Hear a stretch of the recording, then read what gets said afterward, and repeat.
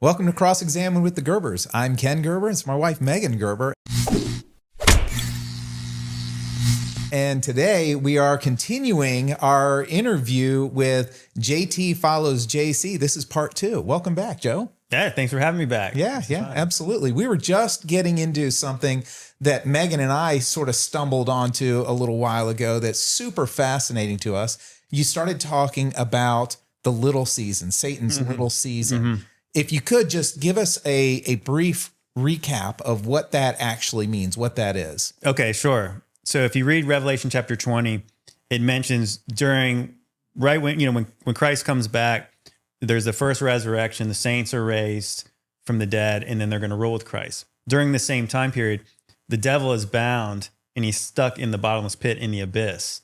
And it mentions in Revelation 20, after that 1,000 years expires, the devil must be let out for a little season, for a short amount of time. And then he goes out, deceives all the nations, gathers them for an army against the camp of the saints in the holy city. I believe it's talking about like heavenly Jerusalem, but there's debate about what that actually means. But it's a prophecy that's in the Bible that nobody really talks about.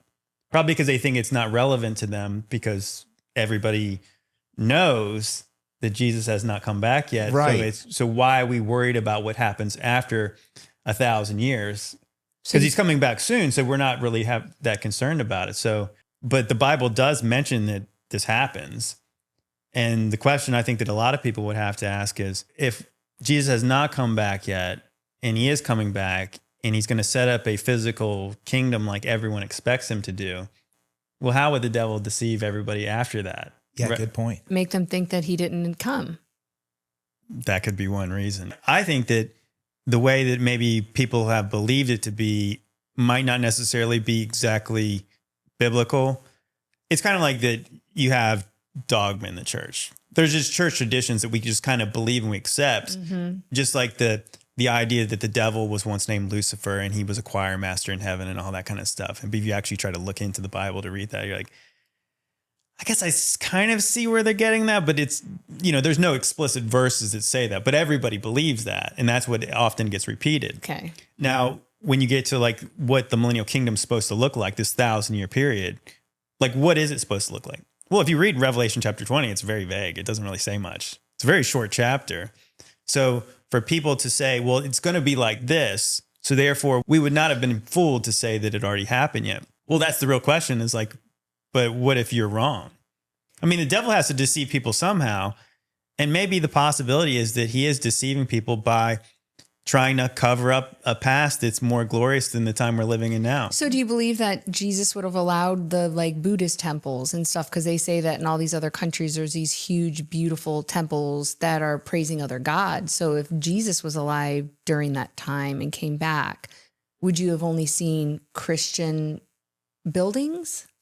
I mean, the truth is there's still a lot of mystery. So this is like, this might be a reason why we don't know more. This is not an answer to everything. You know what I mean? But I was just curious. No, the questions remain. No, it's actually a great question because, again, like if you start to look into the ancient mythologies in these certain places and these megaliths and temples and things like that in the Far East they're incredibly ornate, and it's really hard to wrap your mind around people doing that much detail, especially in some of those Hindu temples.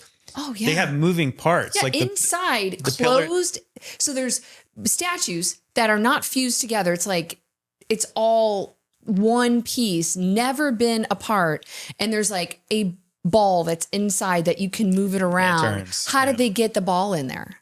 Well, there's also, I think that there's a pillar in one of them where that turns. It's like not on it's not touching the ground. Right. It's not touching the ground and it's not connected to the top. I don't know how. To me, that would just be more evidence that we don't know everything. Right. So when you start to speculate on like, could things have been hidden from us? Most certainly, because we don't even know the answers to all these questions. Like that we don't know when these temples were built. We don't really know who built them. In the same way that today we see Greco-Roman things all over the world. Like literally all over the world. Now we're told it's just because people like the tradition of what the Greeks and the Romans built. But I mean, does that really make a lot of sense? No. That these cultures, these empires died out a long time ago. And then as soon as we start our American empire, we build our capital to look like Rome, Right. which is interesting that actually the land where Capitol Hill is today was actually owned by a man called Francis Pope. And he named his own land Rome back in the 1700s or Really? 1600s. Yeah. That's interesting that's why, is that has anything to do with why it looks like that. And they say it was founded, right? They say they found the Well, the story behind DC is just nuts altogether. It's really hard to wrap your mind around that the capital of the United States back then was in Philadelphia. And then so the story goes is that they didn't want to give any state too much power by putting the capital in that state. So they decided to carve out this little area between Virginia and Maryland, and it's the District of Columbia. Kind of an interesting name, named after another false god. But yeah, they put this place right here that again the land was once called Rome. And if you think in the early 1800s, where are the people living that are going to go build this Greco-Roman city that's got tons of buildings? It's like like farmland. Right. There's like nothing. This would have been horse and cart times. Yeah.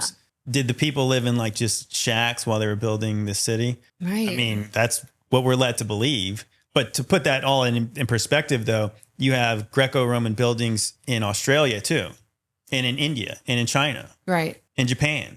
That is not really the history we're taught, or at least it's the history we're taught is that these traditions still continued, even though these places are so distinct. Like, why would they build those things there? What if this is evidence that the Roman Empire expanded, like literally to Beyond as far as we know that it to did. a worldwide empire, and then the evidence is that at one point it was kind of zapped out, and the evidence is the only thing we have remaining of this ancient culture is their buildings that are everywhere. And so part and parcel to the little season and all of this worldwide construction that you've looked into is missing time periods in history. Is that right? Yeah. Well, so this was the thing that kind of was like the linchpin of like kind of making sense of all of this, because what a lot of people would say is that, okay, so you have, well, to go back to like from a biblical standpoint, if you actually read the Gospels again and you read the context when Jesus shows up in the Gospels, it's a 70-week prophecy of Daniel. And so the 70-week prophecy leads to the end times. Like Daniel's told by an angel to seal up this prophecy for the times of the end. Well, of course, we know now, we've had this book for a long time, so it's kind of weird that he was told to seal it up. And then the prophecy is not so much about the Antichrist, it's about the Messiah showing up. Right. So what dispensationalists do is you have this 70-week prophecy, and so it's seven years per week. So it's 490 years. So it starts with the rebuilding of the decree to rebuild the temple. So in the times of Daniel, there was no temple in Jerusalem because it had been destroyed by Babylon. So this is what it's about. So as soon as the emperor of Babylon says, Cyrus, let's rebuild this temple. And I think eventually, it's like Artaxerxes is the one who kind of puts the timeline in process. So then you get to the times of Jesus, which is like the end of the 69th week. And he starts his ministry. His ministry really starts with him getting baptized. Right. And then so you have, then he says in the prophecy, he gets cut off midway through the week, gets crucified, makes a peace deal with many. People think that's the Antichrist. All that being said, he shows up specifically because it was called out in prophecy that he was going to show up at this time. But when you start to read the context of the Gospels, Jesus is telling them that they're not going to taste death until they see him return. He's telling them that all these things are going to take place before this generation passes away. The context is that they believe he's going to come back. And if you guys don't trust me, reread the epistles and the letters. Peter says it's the end of all things at hand. Paul tells people it's better not to get married because the world as we know it's going to end. John's saying it's the last hour. And then the book of Revelation, in contrast to Daniel, is do not seal up this prophecy because the time is at hand. Like Jesus is saying, I'm coming quickly. Like all the warnings to the 7 churches in the book of Revelation are an imminent return. And you can go look it up. The 7 churches, or the 7 places where the churches once existed, became archaeological digs. So the churches that are mentioned that are going to see the tribulation are kept from the hour of testing on the earth.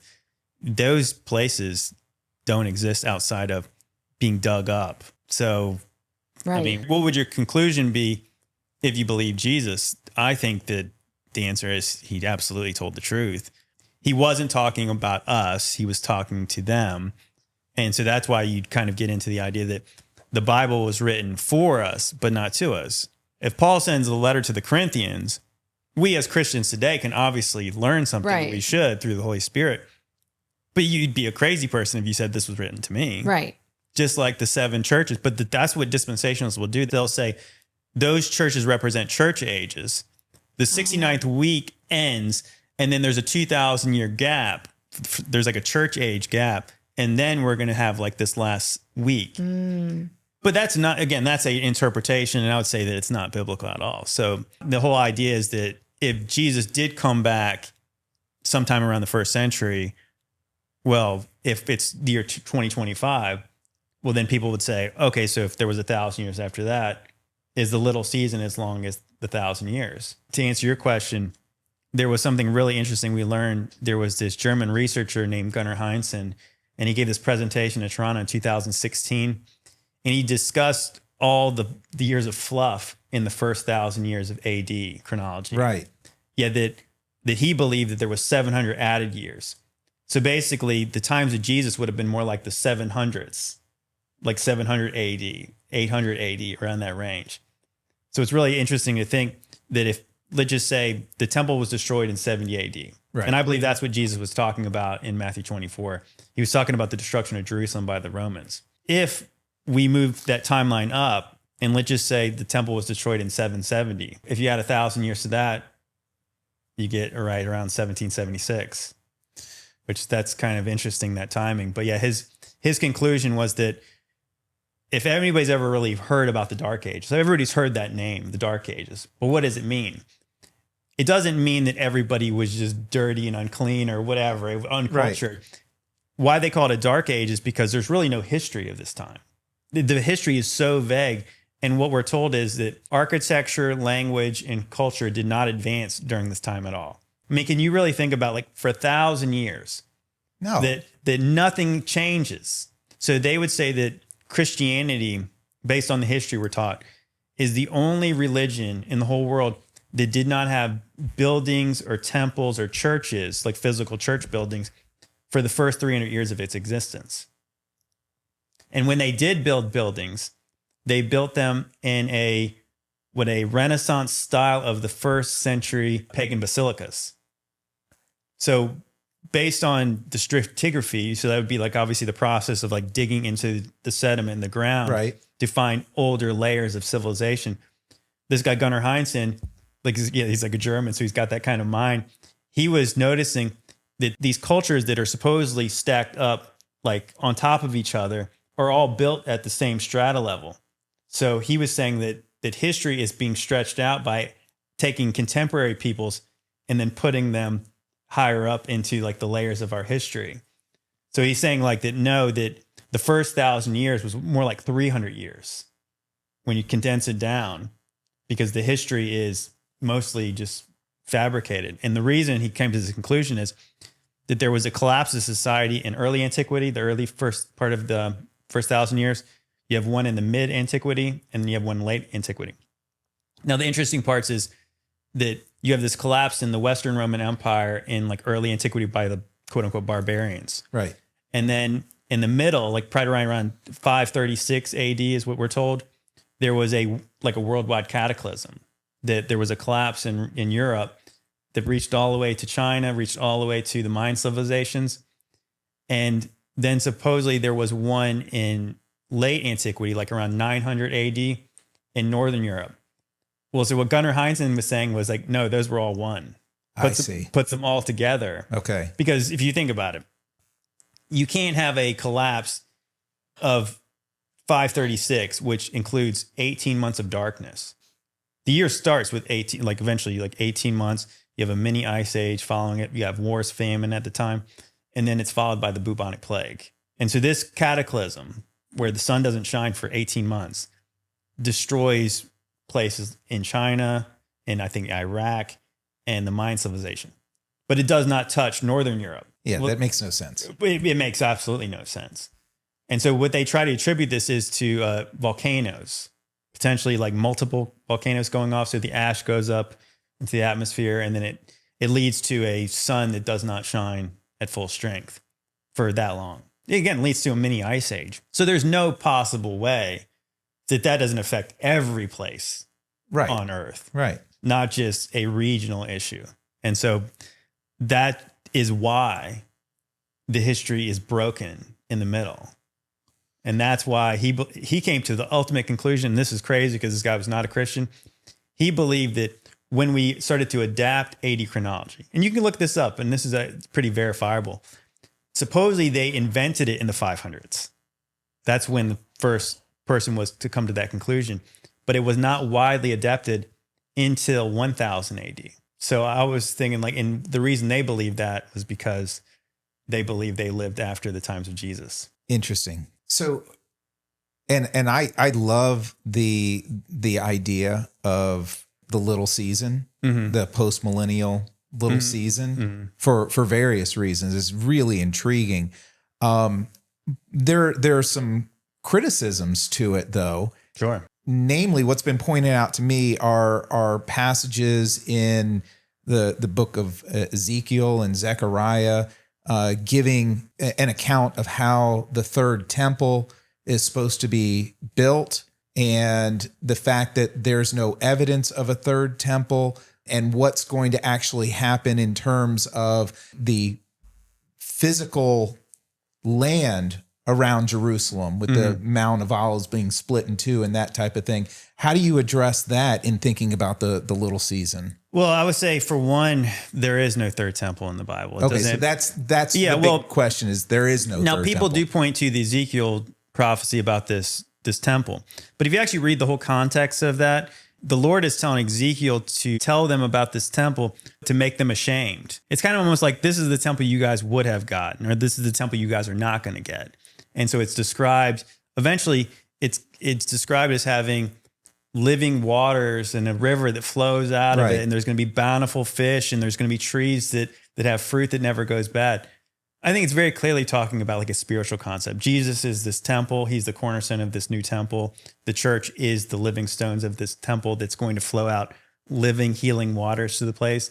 But it goes into really, really specific detail about the measurements. Right. I still think it's all spiritual, because I don't think that if you think about what it also mentions in there is that this is why the Jews of the first century rejected Jesus, because they were looking for everything physically like everybody's looking for today. Okay. Because he's saying my kingdom is not coming with in observable ways. He's saying like my kingdom's not of this world. And then they're trying to overthrow the Romans because they want a kingdom like they thought it was supposed to be like. They wanted to rule with him. They wanted to rule in a fleshly way. And he's saying, no, the person who's going to be the best in my kingdom is going to be the servant to all. The person who denies themselves. And they're like, no, but we want to throw off the shackles of the Romans. And then you have the apostles saying that if you have a slave master, you need to obey your slave master, when like the mindset of them is like, I don't want to be a slave anymore. Right. But it's the least is going to be the greatest in the kingdom of Christ. So I think that is why people continue to miss what the Old Testament was actually pointing to. The kingdom that doesn't pass away is the one that Jesus offers even today. So that's the thing, is like even in the little season, people say, oh, well, so Satan rules right now. I mean, Satan rules in certain people's hearts, but he doesn't rule all.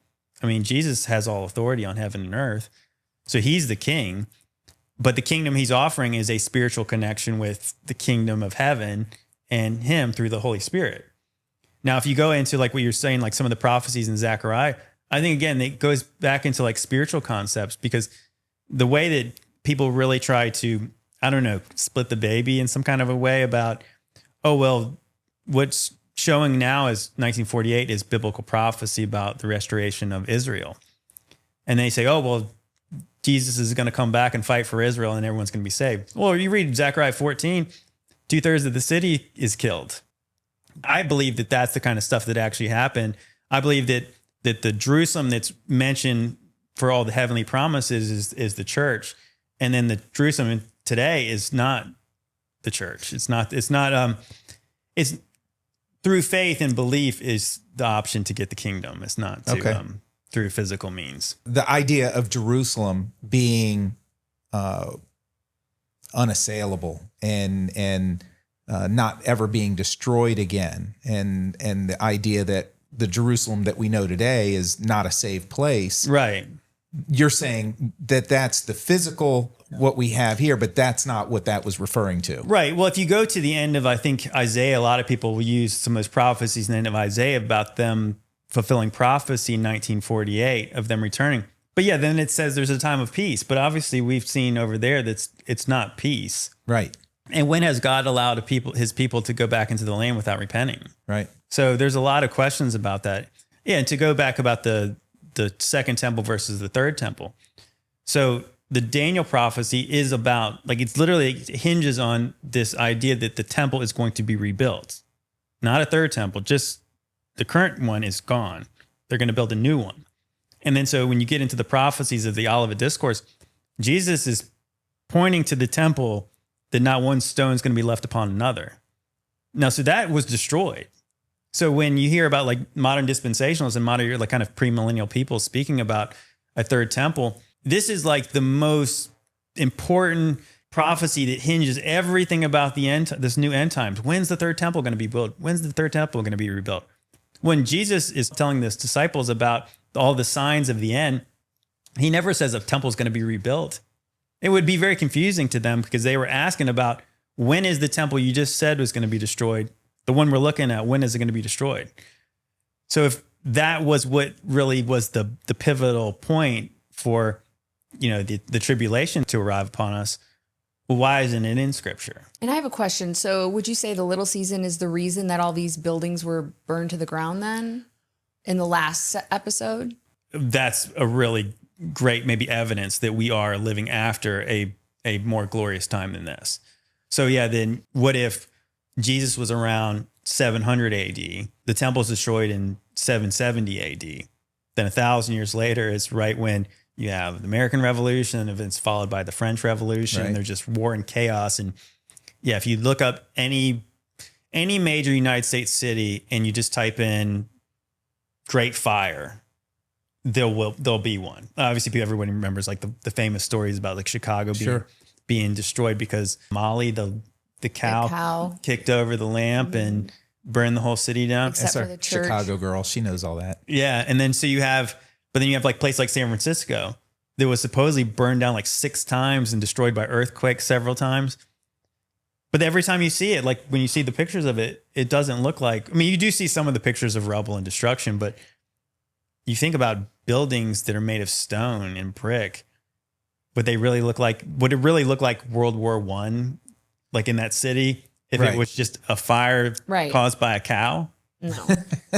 It's more like that. It does seem like that there was a reset, I believe, when the book of Revelation took place. That's where you get like the sediment and the mud flood over some of these buildings, a lot of buried things all around the whole earth, from like Easter Island to Phoenix.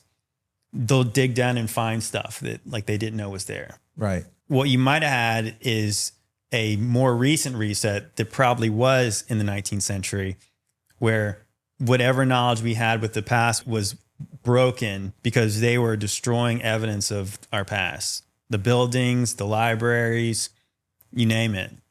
That's where I think that we were really disconnected with what's true. And then you get into like some more crazy stuff about like insane asylums and orphan trains and all that kind of stuff in the 1800s, where the 1800s is probably the craziest century. If you do any research, it just makes no sense at all. And when you're talking about the orphanages and you're talking about the architecture at the time. Well, I'm talking about that. There were trains with orphans. You had in the 1800s, I want to say between 1860 and 1920, there was 250,000 orphans being shipped around the country on trains in America. Like the Cabbage Patch Kids? Well, that's when you get into some weirder stuff where you just see all this art of kids being run in Cabbage Patches, not just like the dolls, but that's where it comes from, is on these old postcards and just this art. They're showing kids being plucked out of cabbage. And, and people like fishing kids out of lakes and pulling them out of wells. It's like the weirdest things. Then you get into like the World Fairs, as you were saying before. They have these incubator babies. where they had exhibitions where they had all these preemies in these little, I don't know, incubator kind of things. Yeah. It's like, it's the weirdest thing you've ever seen. But for some reason, like you have all these aristocrats going to these things and being in awe of premature babies. It's bizarre. It's a little bit grotesque. I wonder if these resets are like, it got too crazy. So let's just reset everybody. What we believe, well, I can say, when I say we, I say like the crazy people that we talk about all this stuff, is that it seems like that the story of America is mostly a lie, at least the expansion of it. So we were saying, so what about these cities that were quote unquote founded in the 1850s or the 1870s?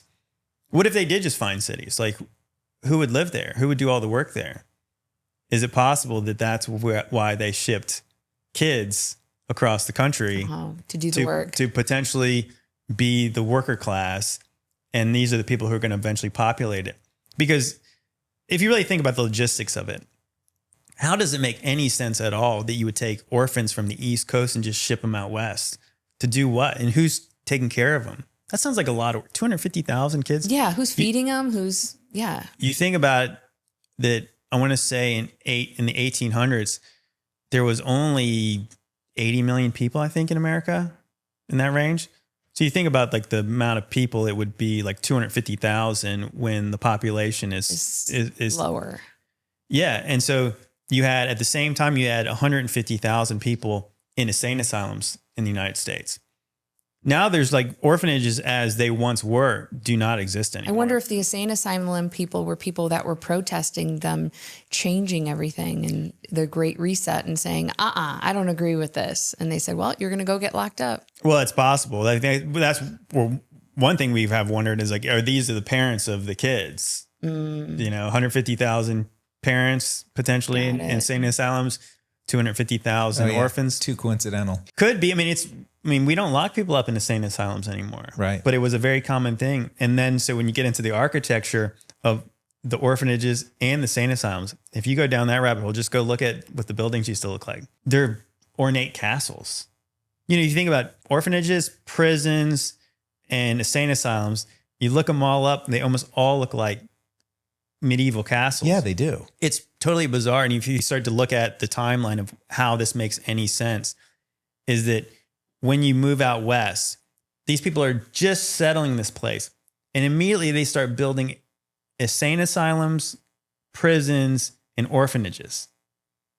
That don't make any sense. And then they make them look like a castle. It's kind of interesting that Trump's been talking about bringing insane asylums back. He's also been talking about bringing back world fairs. He's got one in the works one right now. Coming up in 2026. Well, it's really interesting to what he's mentioned. Bringing back insane asylums. He's talking about bringing back the world fairs. And he's also was showing a little model of this new peace arch that he wants to build in DC, kind of look like the Arc de Triomphe in Paris. Now, the interesting thing will be to see if this comes to fruition. Right. I think it's a great idea to have a world fair so we can compare it to what the old ones look like. Oh, it would be so fun. Well, just to think about it, that world fairs, I believe they still have something like that. But if you go look at the more recent ones they've done, I want to say in 1970, they did one in Seattle. And it looks like what they would have done in the 1970s. It looks like they set up tents and they set up like, portable stuff. They have things that could be thrown together really fast. And so if they do it in 2026, does anybody want to bet that it doesn't compare to something they did in the 1890s? Right. The pictures that Megan pulled up of the one in Missouri, they're just these rows with all of these buildings, all these huge colonnades and, made out of marble. Lights and glass. Fully electrified. All electric, right when supposedly electricity was brand new.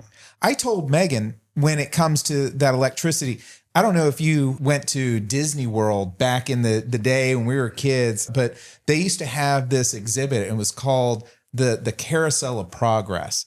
And it was all these animatronic people, and they would sing this really goofy song that just would get stuck in your head for like weeks afterwards. But you would sit in the pews and the chairs, And the chairs that you're sitting in, like a movie theater, would rotate around this circle stage. And this stage was divided into these wedges, these pie shape, and it would go through time where they were showing the advancement of technology in the US. And it started off without electricity. And then it went to the one section where they were just getting electricity in homes, and they had all these extension cords and wires going all over. It looked like a spider web in there, because that's how they were getting electricity to the electric iron and the light bulb, the Edison bulb, and all these different things. And then you look at the World's Fair that she pulled up, and it's like fully just lit up like it's daytime with all these lights everywhere right around the same time. And it just doesn't match up. No, I mean, that's, from a construction background, you think how much work you need to do to prep the buildings in the ground. Like, so where are the wires? Right. Now, did they have wireless energy? I mean, maybe they did. But the real question is, like, how do you even run those wires through those buildings the way that they're set up? And they even had lakes and all these fountains. Oh, yeah, that's the one thing that is laughable, is that they say that the buildings were temporary and they weren't really made of stone. They look like they are in the pictures, but they're really made of wood and plaster and wire and mesh and all that kind of stuff. But what's undeniable is that the infrastructure into those places are not temporary. Correct. Yeah. Because they have real bridges, real fountains, huge, maybe man-made lakes, maybe not. They have all this stuff, all these sidewalks and railings and columns. There's so much stuff that goes into that. Like, you can't just go up, start just popping up buildings. Supposedly, I think during the one in Chicago, they said like millions of people went to visit it. So just the size and the scale of the buildings, just knowing anything about construction and like structural integrity of buildings, you can't build something that big unless it's really built to support all the weight. Right. So at that point, it's not temporary. You could say it's temporary if you destroy it later, but it wasn't meant to be temporary. It was built in only 3 years. It was meant to last. Well, yes, a lot of those fairs were supposedly built in maybe around 2 years, and they built over 200 buildings. So you can focus on a few of them, but I mean, they're also the biggest buildings in the whole world at the time. Because you can look that up. I want to say in Philadelphia, when they did the World Fair in 1876, it was like the centennial celebration in Philadelphia. They built the biggest building in the whole world there. It was like 20 something acres, I think. Now in Chicago, when they built that, supposedly in 1893, they built the biggest building in the world. And I want to say it was like 44 acres. It's so crazy. That's how big the building was. So you just can't put up something that's temporary like that. You know, you would do what you see. Like, go look up the pictures of Seattle in the 70s when they did it. They set up like big top tents and stuff like that. Like, it's right. It looked more like a fair like you would have in your local town. It did not look like ancient Greece or Rome in its prime, which that's what we're shown in the 1880s, 1890s. But yeah, so if they do it today, what will be their excuse for why it doesn't even compare to things that they did 150 years ago? Yeah, that'll be interesting to see. They probably won't acknowledge it, but I would say that from people in our field, like, we just say, well, why was it more practical to do it then? If it doesn't make sense now, how did it ever make sense when lots of things are limited? Logistics would be a nightmare when you're trying to build these things. Imagine trying to build in Chicago during the wintertime. No. So even though you're talking about like doing all this work, I don't know for electricity. I don't know that you could do it all in, you couldn't count on 12 months a year to build stuff. You would have to be able to, weather is going to be interesting. Well, they always talk about scarcity, and Ken was talking about that. So many times they say, we're overpopulated, but yet if anyone takes a road trip, you're driving across America, there's so much land. Absolutely. Yeah. Where is the overpopulation? And then it's the scarcity. It's scarcity about everything. That's what they teach. You were talking about with the Jewish culture, scarcities. There's a limited amount. There's a limited amount of food. Fossil fuels. Right. Because it comes from dinosaurs, right, stuff like that. And there can only be so much of this stuff in the ground. Yeah. So therefore we can charge more for it. Like diamonds, right? Yeah. Diamonds, they act like that they're rare, but they're actually really not. If you ever looked into that conspiracy. No, it's just De Beers controlling the supply. Right. If they ever put out all the diamonds that they have, that they've already mined, like, it would totally make these things worthless. Right. What does it even say? Like, you know how a diamond's not really worth what you paid for it, is that go try to sell an old diamond to somebody else. It's not like gold. No. Why are there all these companies who will buy your gold when there's not all the companies that are advertising will buy your diamonds? Yeah, good point. I hadn't thought of that. Good point. Gold has real value to it. Right. Well, now I have a conspiracy for you, Ken. Okay. Why don't you share with everyone your theory on the movie It? All right. So we were talking last time about some of the movies and how there's always this projection of what the future may hold and a lot of coincidences. And the other thing that we talk about a lot is that so many times the movies and what they project out on shows and things like that is really the exact opposite. You know, what they tell us in the narratives in the news, it's the exact opposite of what's actually going on. And so Megan and I watched It Chapter 2 several years back when it first came out. And we walked out of that thinking, they're doing it with that. It was interesting because the main thing that really started us thinking about it is the very end of that. And I don't know if you've seen it or if you remember the movie, but there's the creepy clown that kills people. Yeah. Wants their heart. Wants their heart. In the very end, the kids that are trying to defeat the clown are doing this whole chant, come out of the light into the dark. And it's this really creepy kind of cultish thing, so much so that Megan in the theater that day told the kids, close your ears, don't listen to this. And she starts saying a prayer about it because it's just weird. It's come out of the light into the dark, which is so because the light was bad. The light was bad. And he could live in the light or something like that. So here's the theory. This scary, homicidal, supernatural clown is Jesus. And think about it. Wanting your soul, wanting your heart. From the little things like, very simply, the T in it is just slightly away from a cross. It's, if you lower the line, it's a cross. But then in the beginning of that chapter 2, there's a gay couple who's getting harassed by these hick townies who are, really angry. They end up beating these guys senseless, and they take one of them and throw him into the river.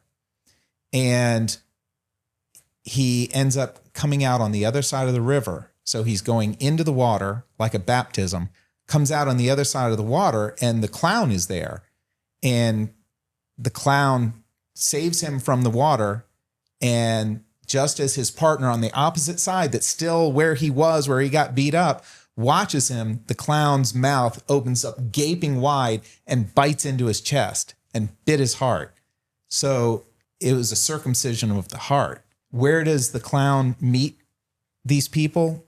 Primarily the kids. He's very interested in children and taking children. Meets them in the gutter. So he's meeting people in the gutter. He's biting their heart. He's killing them that way, killing them to who they were beforehand. There's just so many different things. If you start going down that trail with that, it just was very obvious to us that they're just flipping the script. Yeah, Hollywood does like to invert things. I've talked so many times on my podcast about how if you watch this Marvel movies, like Thanos is more like God than he is like the devil. Right. And so it's inverted. Like he's coming out and saying like, I am inevitable. He's saying, yeah, destiny's here, or should I say I am? So he's basically saying he's Yahweh. He's saying he's the Lord. But yeah, if you go into like the clown stuff, I never saw that movie It, so I can't say whether you're right or you're wrong about this theory. But it really is interesting. One of my good friends who I make content with, his name's Paul Stobbs, and he wrote a book called The Nephilim Look Like Clowns. And so people have often wondered, like, why are clowns so creepy and scary? Were they ever funny? Right. Because you could, if you polled 100 people, how many people are going to say clowns kind of freak me out versus how many people say clowns are hilarious? Clowns make me laugh. Every time I see them, I laugh. Yeah, it's pretty common that people are freaked out about clowns. It's very common. And it's very common that they are villains in these movies. So there's something unsettling about like bright white paint, bright red hair. They make their eyes look real big. They make their mouths look real big. And so if you looked into the idea of like the Nephilim in the Bible, it's this crossbreed between divine beings, angels, maybe seraphim angels, which are kind of serpentine-like, and people. And so would these beings have really looked human? And so some people have wondered that, is that what the clown is trying to show? It's like almost like they almost are kind of serpentine the way that they're described with like the giant mouths. And if you look into, I guess I want to say in the Hindu mythologies, it's called the Rakshasa. It's this Hindu demon. And if you go look at it, it almost looks exactly like what a modern clown looks like. No kidding. Yeah. So if you go out east, that they have these certain kinds of mythologies about these malevolent beings. They look like clowns. And the very first people who brought that modern clown costume over here were guys who were, I want to say that they were in the Odd Fellows, the secret society, with the symbols are like the three rings. Yeah. And you think about like the Barnum and Bailey, like the 3-ring circus. Right. So they come over and they did a lot of work in India, and they brought some of the stuff back over, because if you look at the very first clown costumes from like the 1800s, they're just wearing all white. They're like a complete blank slate. So then later when we get the modern clown costume, it turns into like this completely psychedelic thing. Right. Got big teeth. And you think about it, a lot of times they're walking on stilts. They appear to be giant. Like the Bible describes the Nephilim as that they were giants. Oh, that's interesting. So yeah, I mean, I don't know about I guess the point is they could be doing kind of two things at once. They could kind of be comparing something that's good to something that's evil. But they're at the same time, yeah, it's like they're showing this, like the clown stuff is just does not go away. And it's definitely seemed to be related to like demons. Like if you watch like the Batman series, you have the Joker is completely, completely just maniacal demon possessed. But I think that's why they use the imagery of a clown in it, is they're wanting people to be scared of the Jesus figure. And so they're using a clown that people associate with, happiness, but also this weird fear that people have of clowns. Stay away from the clown. I said I leave open the room for all of the above to be true. Yeah. Then people should stay away from you. Well, we're almost out of time, and I hope we get to talk to you again before you leave. Absolutely. Yeah, this was a lot of fun. Yeah, we would love that. Really enjoyed having you here. Thanks so much. Yeah, for sure. Anytime. Thank you for joining us on Cross Examine with the Gerbers. Don't forget, we own Gerber Injury Law in the Valley. Give us a call if you are ever injured. Thank you so much.